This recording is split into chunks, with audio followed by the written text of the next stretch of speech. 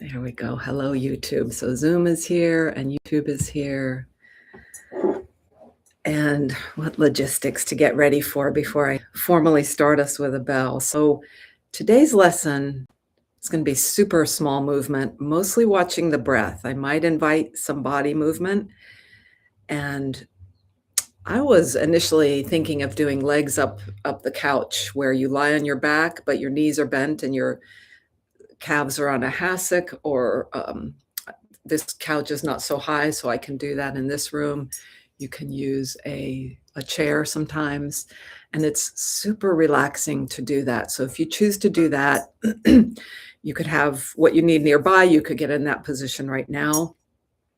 And just make sure you're comfortable temperature-wise and all. You could also do this sitting or just laying down on the ground, laying in your bed. You could even do it on your side. Yeah. Alrighty. So I think that's all you need to know in terms of getting ready positionally.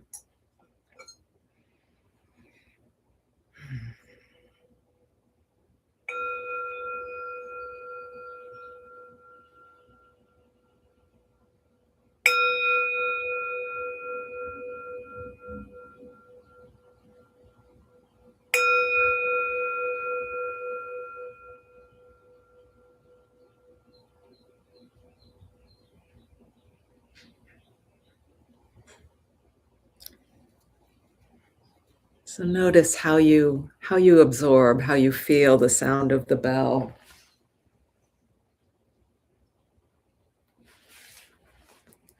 It feels to me a little bit like it's kind of transports us to right here. Because we need that in a sense. In a sense. Often I share several poems, usually 2, and then last week I shared 3, and there's something strong going on about this like a triangle shape is one of the strongest shapes, or a pyramid shape. The 3 is feeling very strong for me today as well. So let's arrive. You've chosen your position, and certainly you're free to change it up. But maybe more important than our position is that we're turning into just being right here. And it sounds, we hear that phrase so much, be here now, being present. But the feel that happens when we do allow ourselves to be there, be here this way, to be home. You could call it here, you could call it home. And I stretch those words out a little bit, partly because when we're functioning more at the level of mind and language and thought, it's all very fast. The connections there, the associations we make, the jump to the patterns of our being that are linked with our mind and our thinking and our memories and images and hopes. But the body, being at the body level is slower. And that's to our benefit. And this is one of the strengths of yoga, is just this attention on the body that can get obsessive, but if we really just be there and listen to it as we do in this practice, it can rejuvenate us, it can show us meaning, etc. All right, so as you are where you are, let's turn to ground, or this aspect, and another 3 things: the ground, sound, breath, cues that I use so often. We've already had sound usher us in. I'll talk a little more about that. Ground, as you turn your attention to what on your body is caressing, is meeting with, as I feel the sides of my upper legs and hips on the folded blanket I'm sitting on, and the sides of my feet on the ground. And you might be feeling your back body or the soles of your feet if you're in a chair. The sits bones of your pelvis. Just letting your attention linger there just a bit a bit longer than just a quick scan, but a visit, a little bit of a visit.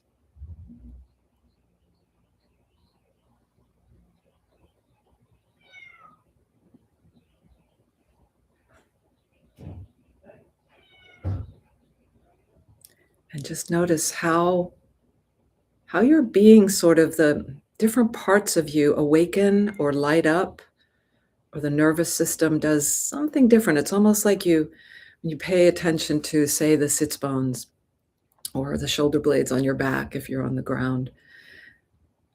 And it's almost like turning on a light as you come in the room. When you first enter dark, and then turn on the light, and more becomes known.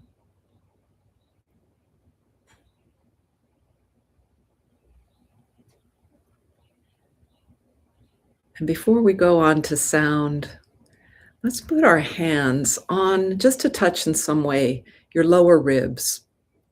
Could be you take them to the back. If I take the back of my hands, I can touch the back lower ribs, the sides, or kind of between my thumb and index finger, feeling the side ribs, or just touching fingertips or hands to the front ribs. And in a sense, the body that we're touching becomes the ground for our hands.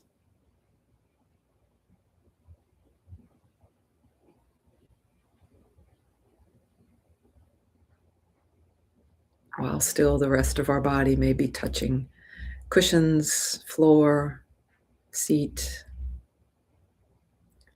And as we're letting our hands here walk into this space and turn the light on, breath may become obvious.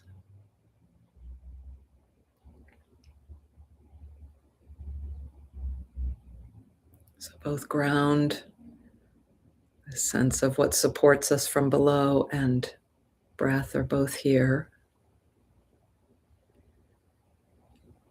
You can keep your hands there, or you could release them, or you could leave one there. So always a lot of options, and regardless of the instruction I'm giving you, take the freedom to modify, pause, do what you need as we move through our practice together.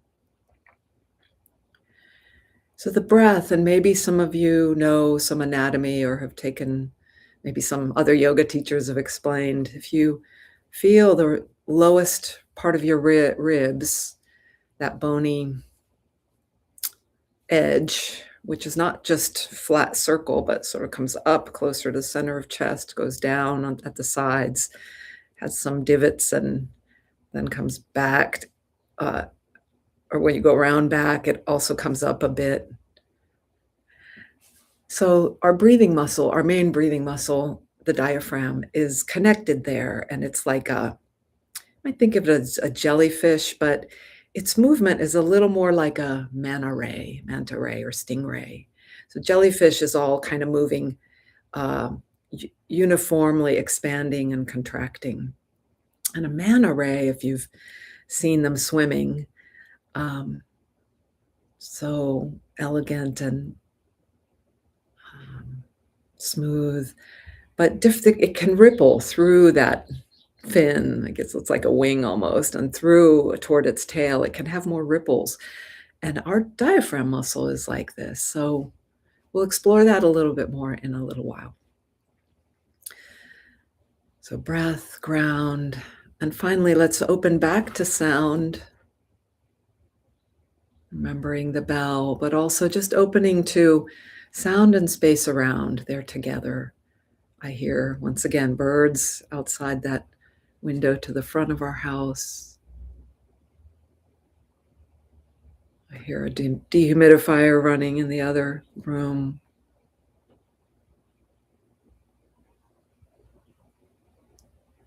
And I kind of hear silence holding all that.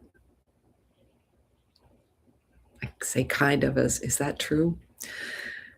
So keep listening for all those things: ground, sound, breath. You can come back to those when you feel like you're distracted or lost.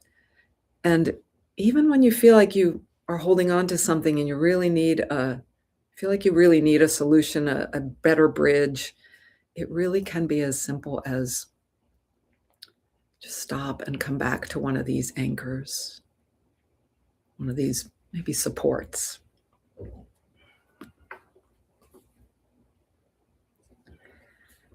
So silence and stillness, which is what we practice during the meditation time in particular, can feel like vast emptinesses, vast nothings. And yet there are so much more when we start to investigate and even glimpse into that. So the first little reading I'll share with you today is a poem by Padgett.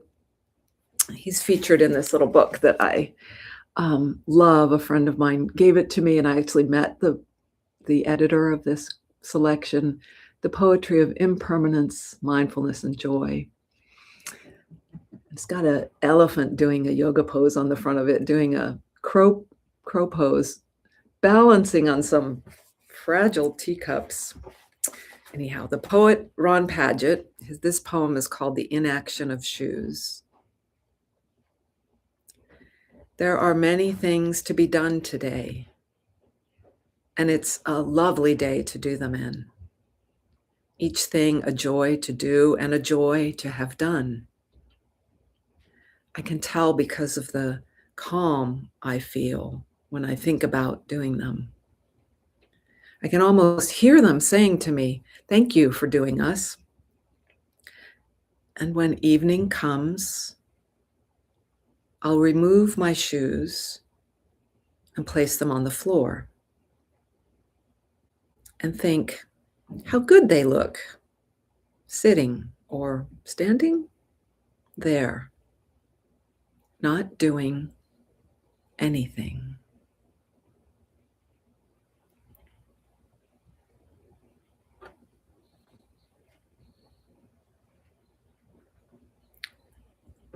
So even as we might not be doing anything, you are actually doing some things right now. You're listening to my voice, the words, the pauses between the words.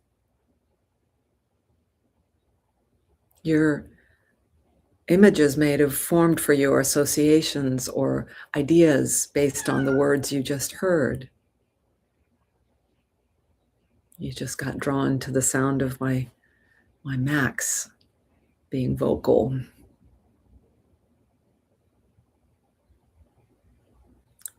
Coming back to the breath, and if you would like to, you can put your hands on again in some way, or hand on your ribs.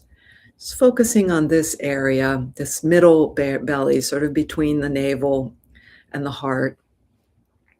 You could imagine this sphere, but also keep open to the association to the upper chest and collarbones and shoulders and shoulder blades, to the lower body, the golden ball, and the deeper pelvis that we visited quite often lately, the golden ball, that sphere, the legs, the feet, the hands, to all of yourself. And be attentive now to the breath as it's moving in this area. And there's nothing you need to do. There's nothing you need to do in a particular breath. And it's tricky because the moment we're watching our breath, I find it kind of gets to be a gray area. What am I doing and what's happening naturally? There's sort of a gray area overlap there that I'm not sure about. Maybe your experience is different, but maybe it's similar. And that muscle, that diaphragm muscle, just take this in lightly. As you're breathing in, if it's sort of like it's a diaphragm and it's flexible, it's being pushed down, so it's kind of stretching. It's still holding on to those attachments to the ribs, but it's being pushed down by the incoming volume of breath. It happens just because we emptied out on the exhale, and we just relax and exhale, and then that diaphragm comes back up, or that manta ray or jellyfish, whichever image might be helpful, trampoline, perhaps. And with the inhale, comes down, and the exhale, it lifts up. And so watch with your inner eye and your feeling senses how maybe some parts of this diaphragm are more clear to you, how it's moving. Maybe for me, it feels like just offhand, feels like the front right area is more uh, lit up, more front and center for me.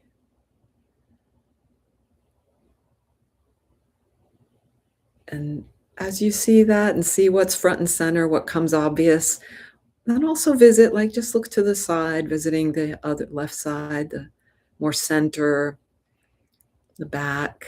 And by the way, there are kind of holes in this diaphragm where it attaches to the spine and to the, I think, to the esophagus, coming down to the belly, and to the, I can't remember what goes out, what else is there in that hole, but it's sort of sealed around those structures, the spine and the esophagus. And I haven't watched an actual video of lungs breathing. I think I've seen one a long time ago, I'm remembering now. And I may post that if I can find it. I'll post it with the notes for all of you, because that's fascinating to watch the lungs breathing, and massaging the heart, the two lungs. So I think the diaphragm muscle, maybe that was the lungs. Anyhow, so the diaphragm muscle, just watching and feeling. And if maybe it gets shallower, just watching the feel of the distance it's traveling and the expansion going to the sides. Oof, and I would have liked to have said this a lot earlier, is check to your jaw as you're watching the breath. And if it's not relaxed, imagine letting the tongue rest in the lower palate. And imagine the back of your neck broadening a little, the back of the upper shoulders broadening. That's a cue I just heard from a teacher last week. So delicious.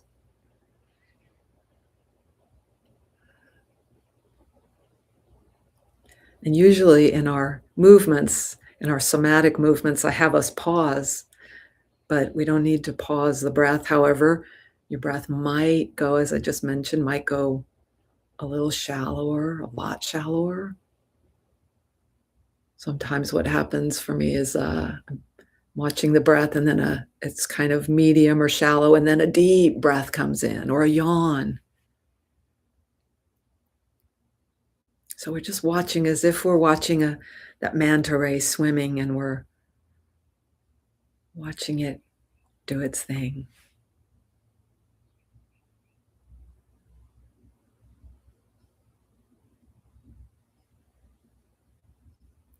And as I get quiet for the next minute or so before we segue to meditation, we're really close, aren't we? So, just listen to also the silences and stillness, even as we're moving and still hearing things.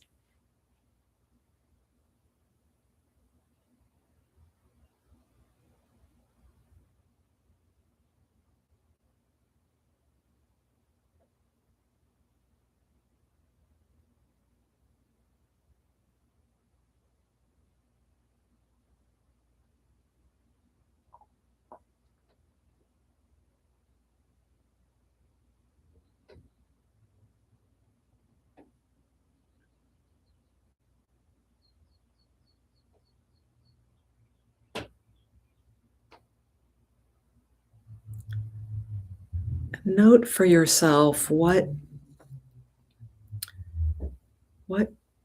you're feeling at this moment as clearly as possible. You can use some poetic phrases, you can gesture to yourself, you can say it out loud or say it in your mind, or maybe an image comes to you in addition to the images I've been feeding you of the experience you're having in your body, heart, mind, your whole being. And these can include something that's not part of the practice I'm guiding, that's a fear, a concern, an item on your to-do list, a spacing out, a daydream.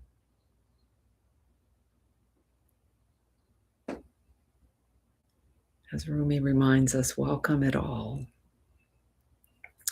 And speaking of Rumi, I'm going to go to my document that has some poems, and I'll take you to his words via one of my teachers a few years ago. And you can, actually, let's take a moment to decide first if you're staying where you are.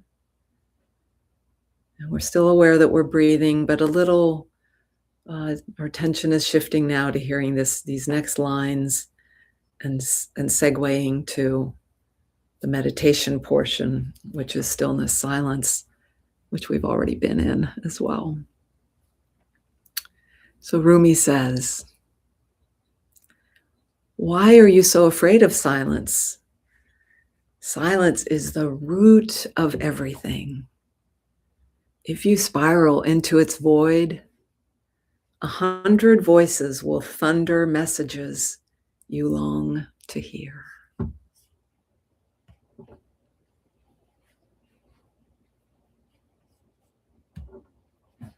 100 voices will thunder messages you long to hear. So silence is not completely silence, but there's something about going there that we need to invite it because our tendency is toward a lot of noise. So let's begin, and I may read the other poems somewhere within this silent sitting, lying, stillness. And it's interesting to commit to the stillness, which again, you may have already been there for quite a while. And commit's a strong word. What's the phrase many people like to hear? Eric Schiffman's phrase, be still without holding yourself still.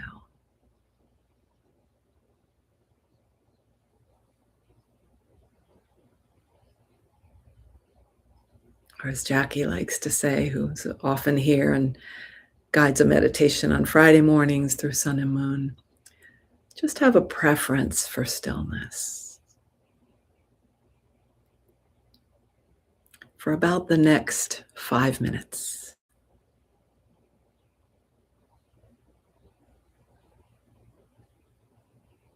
We're here together, relaxing into the resting as stillness.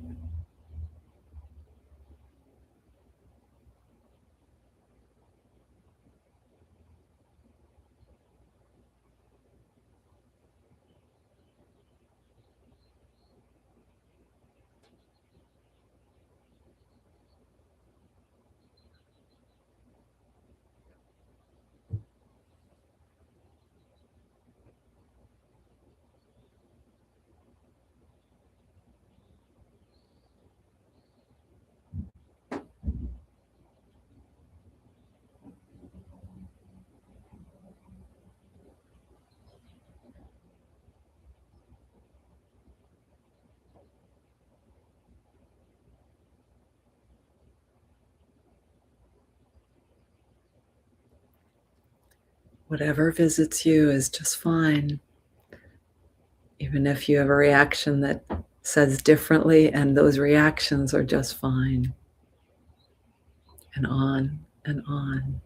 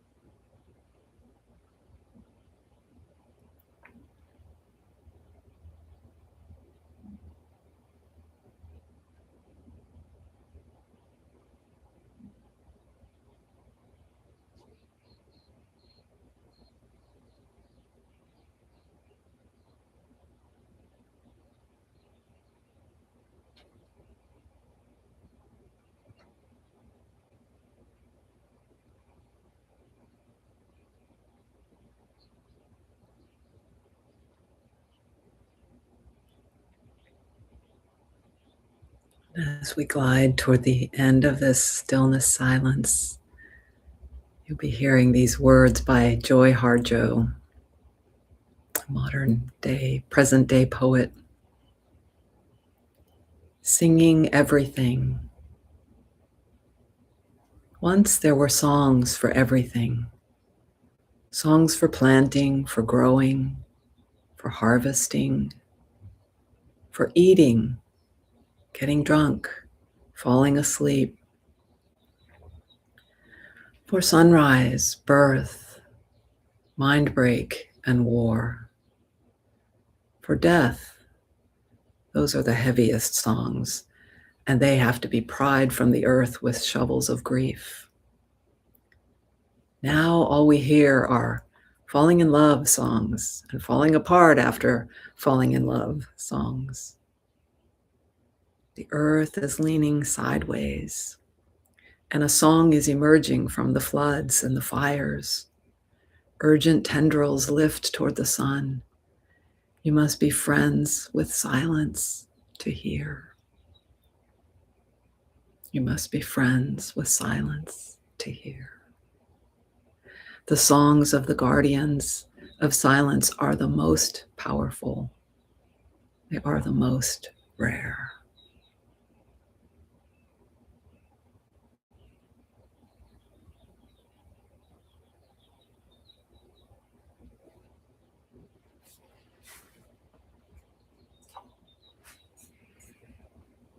And so we come to the end of our practice together, and let your transition be gentle if you can. In a moment, I'll ring the bell. And while I ring the bell, you might go into a bow, and I'll do that after I ring the bell as my hands are not free. And feel the transition we make for ourselves and what the expressions of the gesture mean for you. A certain honoring, a certain gratitude perhaps, but see what's true for you.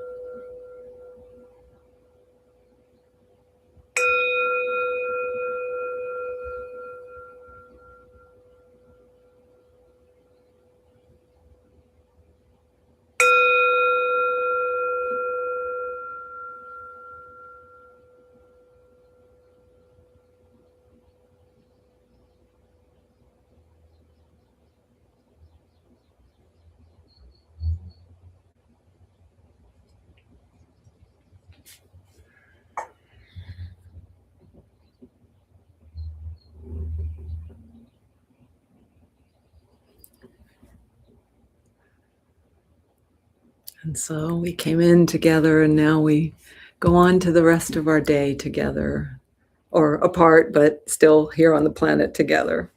So I thank you so much for joining me. I'll say goodbye on YouTube, and then I'll come back to Zoom and turn the recording off. And if anyone wants to stay for a little chat, we can.